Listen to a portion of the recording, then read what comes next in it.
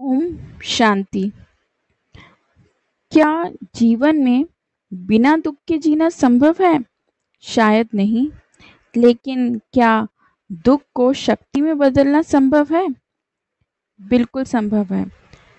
आज हम जानेंगे ब्रह्मा कुमारी की दृष्टि से यह कैसे संभव है। आज का विषय है दुख को शक्ति में कैसे बदलें। यह सिर्फ एक विचार नहीं, बल्कि एक आध्यात्मिक अनुभव है। तो चलिए इस ज्ञान यात्रा की शुरुआत करते हैं। तो सबसे पहले हम जानते हैं दुख आता कहाँ से है। लोग कहते हैं उसने धोखा दिया, मैं दुखी हूँ। मेरे सपने पूरे नहीं हुए, मैं टूट गया। अपनों की मृत्यु, जीवन बिखार गया।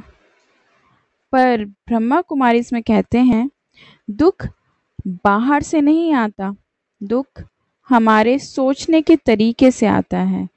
उदाहरण के लिए मानिए एक व्यक्ति कार एक्सीडेंट में घायल हो गया, उसके दोनों पैर टूट गए। वो डॉक्टर से बोला, भगवान ने क्यों किया मेरे साथ ऐसा? डॉक्टर मुस्कुराए और बोले, पर आप जीवित हैं और आपका दिल काम कर रहा है, क्या ये शक्ति नहीं है? हम क्या देख रहे हैं ये महत्वपूर्ण है। हम देख रहे हैं हानि या फिर अवसर। शिव बाबा कहते हैं दुख तुम्हारा शिक्षक है, वो तुम्हें भीतर की शक्ति की याद दिलाता है।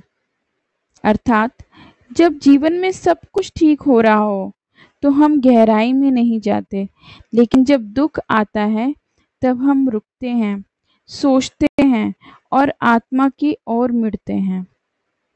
दुख आत्मा को जागृत करता है। ब्रह्मा कुमारी में जो हमने ज्ञान सुना है और ज्ञान सीखा है, उसके अनुसार 3 मूल सूत्र जो दुख को शक्ति में बदलते हैं वो है, पहला सूत्र, मैं आत्मा हूँ, शरीर नहीं। अर्थात दुख शरीर को होता है, आत्मा को नहीं। दूसरा सूत्र है, मैं शिव बाबा की संतान हूँ, अर्थात मुझ में शक्ति है, करुणा है और धैर्य है।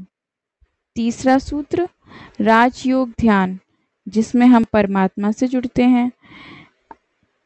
इसमें जब आत्मा परमात्मा से जुड़ती है तो भीतर से नया प्रकाश जलता है।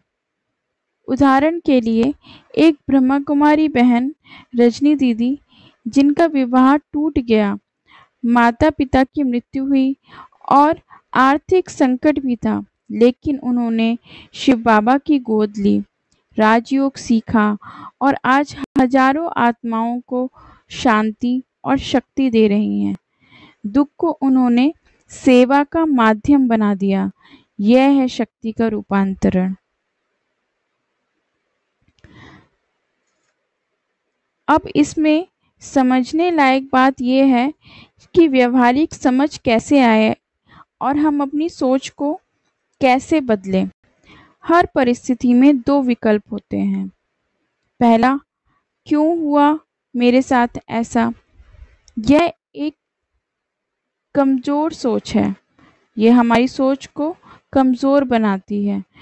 उसी तरफ जो दूसरा विकल्प है वो है, इससे मुझे क्या सीखना है? यह सोच शक्ति देती है और इससे हमारा अनुभव जो है वो बदल जाएगा। अर्थात प्रश्न बदलो तो अनुभव बदलेगा। अब सोचने योग्य बात यह है कि दुख में ध्यान कैसे करें। राजयोग का अभ्यास करें, बैठ जाएं, शांत होकर मन में दोहराएं, मैं एक शांत आत्मा हूँ, शिव बाबा मेरे साथ हैं। दुख को देखें पर प्रतिक्रिया ना करें, बस प्रेषक बने। धीरे धीरे उस दुख से दूरी बनने लगेगी और उसमें से ज्ञान की शक्ति उत्पन्न होगी।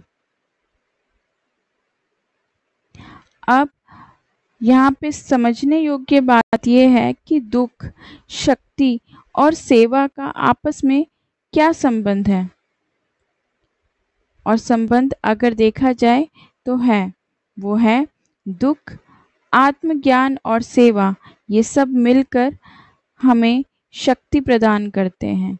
अगर हम इसका सकारात्मक स्वरूप देखें तो दुख की वजह से हमारे अंदर आत्मज्ञान आता है और आत्मज्ञान की वजह से हमारे अंदर सेवा का भाव उत्पन्न होता है, जो कि हमारे अंदर की शक्ति को बढ़ाता है। हर आत्मा इस धरती पर कुछ सीखने आई है। अगर हमारे जीवन में दुख आया है तो वहां से सीख निकालकर अन्य आत्माओं की सेवा करनी है। इसी को शक्ति कहते हैं। दुख हमें संवेदनशील बनाता है।